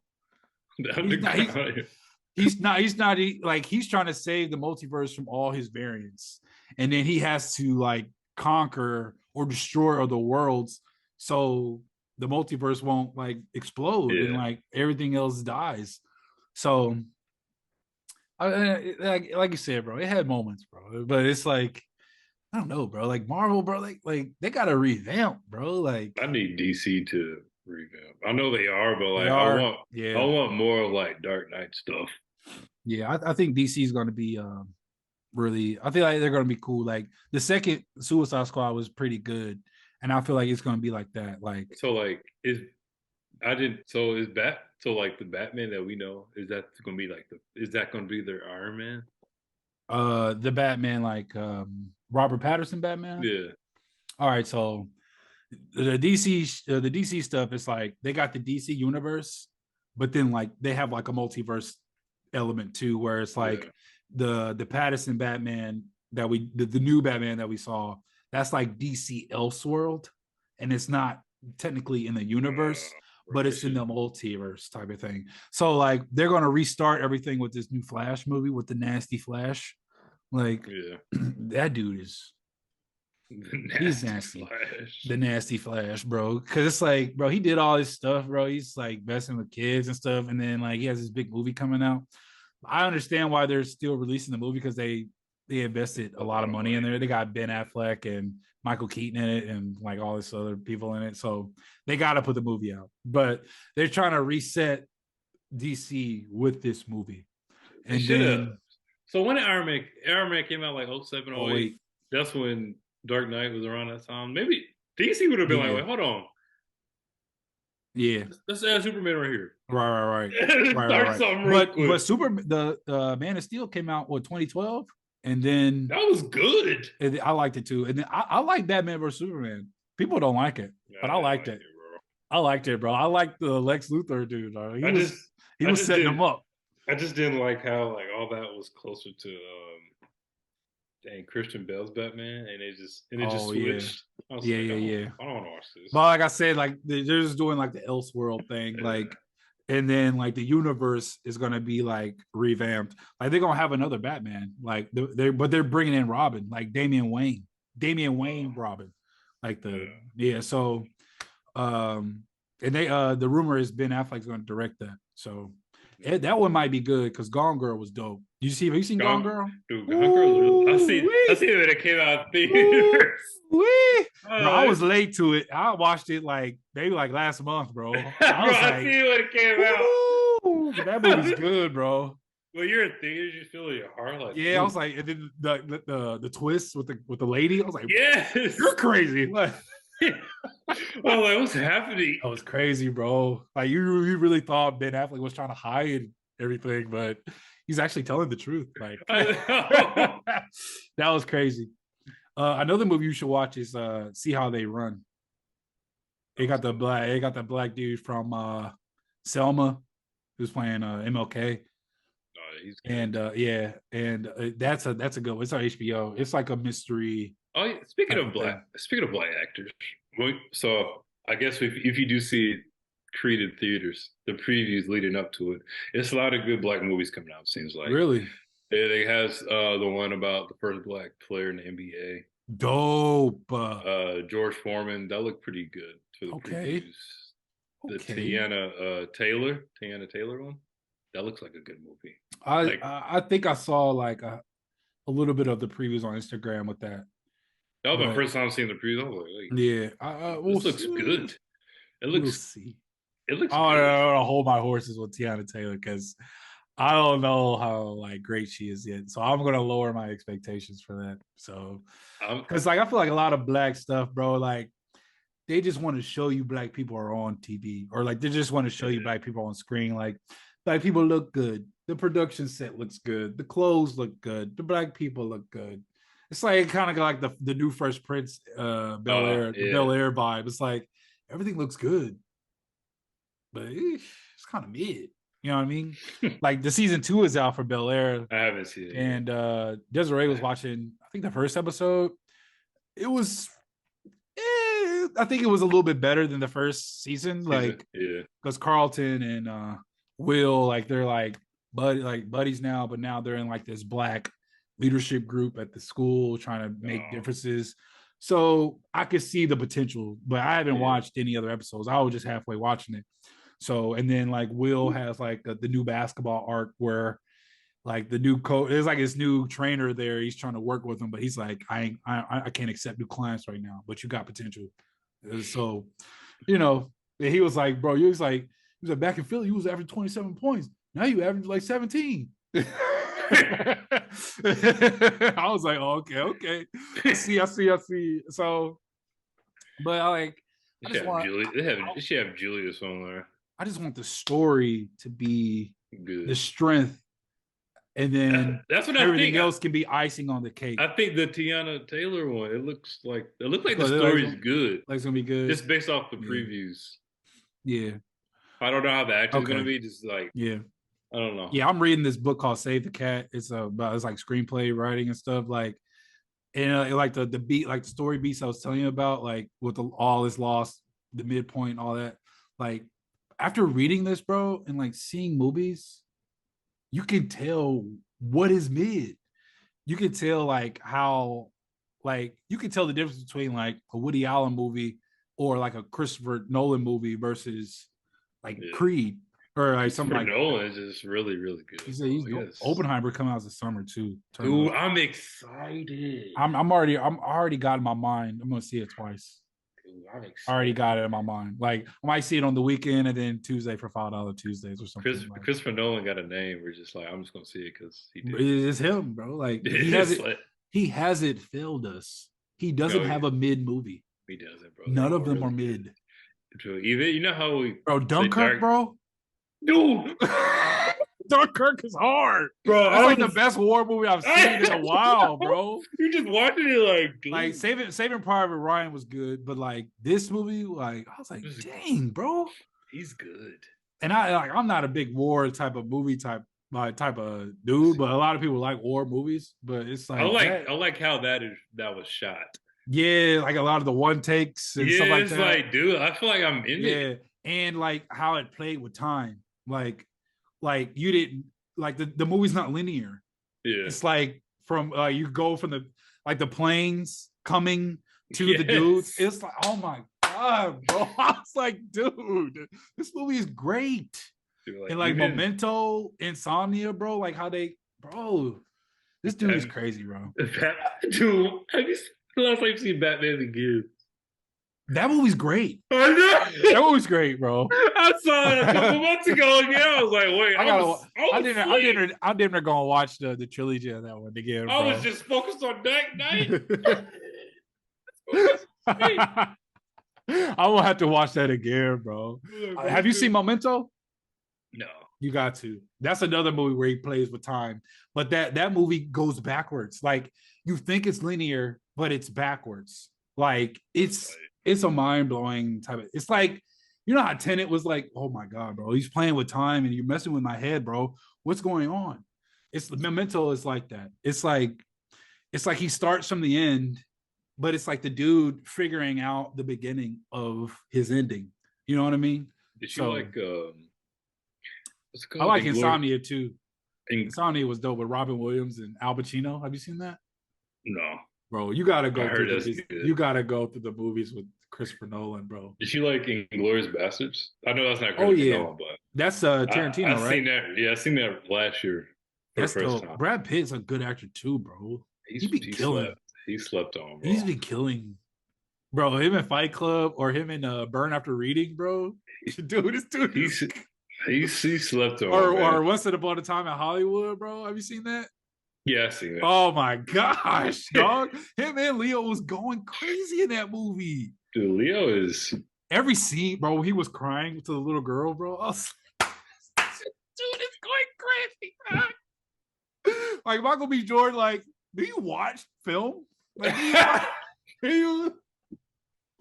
like, because like when I hear Jonathan Majors interviews, he always refers to like old movies. Like he's done his homework, bro. Like, yeah. I don't feel like Jordan does his homework. I just think that I guess I told Tati out of well. I think I'm done like giving him a shot as him being like the main character. I'm done. He got to be supporting actor. Yeah, even as a supporting actor, even Black Panther, I was like, oh, bro, his one scene in Wakanda Forever was trash. Yeah, bro, why are you sitting on the throne with your leg up? Put your leg down and talk to the girl seriously. I don't want you in any of my movies anymore. Maybe he could just. He was good in Chronicle. That was before like that whole Creed era. He was good in Chronicle. I think before Creed he was in the first Ryan Coogler movie. I forgot what that was Station, called. Station. Full Rest Station. Yeah. He was good in that. He was good in The Wire. I'm telling you, before Creed. And he plays Cyborg. DC, before Creed. Cyborg. He plays Cyborg in one of the animation Justice League. He was good in that. But it's like Fantastic Four started it off. This thing was bad. Is that when the mid started? Yeah. I haven't seen that one. They don't even look good, bro. I saw it in theaters. And they got the girl from House of Cards in there. And the dude I really like, Teller. Oh yeah. I didn't see that though. I didn't see it. Teller's good. I didn't see it. That's the one Marvel movie I haven't seen. Have you seen Spiderhead on Netflix? Spiderhead? Yeah. You see, I don't be on Netflix like that unless it's like one of those the big ones like Stranger Things, Glass Onion, like, you know what I mean. But I heard Midwife is good on Netflix. One of my patients was telling me about Midwife at work. She was like, bro, it got like 13 seasons. I was like, it's lit like that? Dang. I was like, I might have to watch the first season and see how it is. She's like, it's based in like World War II, like in Britain. And like you can see the evolution of Britain in the show. I was like, all right, that's pretty decent. Yeah, I'll be wanting black shows like that. Like someone should do something on the downfall. That would be dope. I would love to see the colonialism, like with France and Africa. Like I would love to see that too. Like they ain't gonna do that, bro. It's too much truth in it. Or I would love to see Christopher Columbus, like a real one, how he was missing it, and how he got kicked out of Europe. You know who'd be tight? Christian Bale. Wow. I'll put him on Christopher Columbus. That's Christopher Columbus. That would be dope. He'll have to put his accent in for real. No, dude. I can see him. Just being missing it, like going to the wrong place, thinking it's this. Thinking he's going to India or China, but he's in the United States. Like, bro, you're on the other side of the world. He went the wrong way. And then he saw Africans and he's like, oh, you guys are training with sugarcane? Oh, let's trade for human beings. No, let's not. Let's not do that. Teach the European ways, bro. Like, he was evil, bro. That dude was evil. A lot of them was evil. That's why they kicked the worst people out of Europe and they sent them to the new America. I know, yeah, like those were the worst. And then now you see like people from Boston, those are your ancestors. Like the first they didn't make it there. That's why they came over here. Bro, the first US publication was from Boston. And on the front page it was selling slaves. The first publication. The first movie was slaves. The first ever movie was about slaves, bro. The Birth of a Nation or something. Yeah, Birth of a Nation, yeah. Like, that's the first movie. The first publication. Like, there is no accidents, bro. Like, it's crazy, dog. But people don't want to talk about that. Like, or they'll like shun you for like speaking about real white history. It's like, why are y'all scared of y'all history, bro? You can change your fate. You can change your future. You just gotta have like the truth within you, like really acknowledging, like when Ben Affleck is like finding out his people had slaves, and he's like, bro, it's okay. Like a lot of white people had slaves. That was the life, bro. Like you shouldn't be surprised if your people had slaves, bro. I know. You know what I mean? But I don't know. That's another podcast for a different day. Dude, I was last thing. All right, let's go. Oh, I was reading on Abraham Lincoln a couple weeks ago. Oh, word. I couldn't sleep. Word. That was weird. I was on history.com. Word. So bro, you gotta send me what you was reading. Bro, after he I guess freed the slaves or whatever, he wanted to send us back to like where we're from and like sent up to Panama. Yeah. And then like after they connected with Panama, they realized after they sent like a few of us over there, and they realized that like all the stuff they were saying wasn't true. Started treating us bad. And Lincoln got us out of there and brought us over here. It was like, well, it's gonna figure out how to be together. And then but he still looked down upon us. Yeah, like he didn't believe in like the like living together like equally. Because they know, because like the relationship was bad, like bad blood. So, but it wouldn't have like it had something to do with money too. Like I don't know. Yeah, I gotta read it. And then Frederick Douglass was mad about how he's trying to send us back to Africa. It was like, bro, like we're from here. It was pretty cool. I'll send it to you. Yeah. Shout out to That's the podcast, everybody. Episode 61. Check out Sarah Sigman, everything she does. Subscribe on YouTube, subscribe on Apple Podcasts, Spotify, wherever you listen to podcasts. And we'll catch y'all on the next one. Peace and love.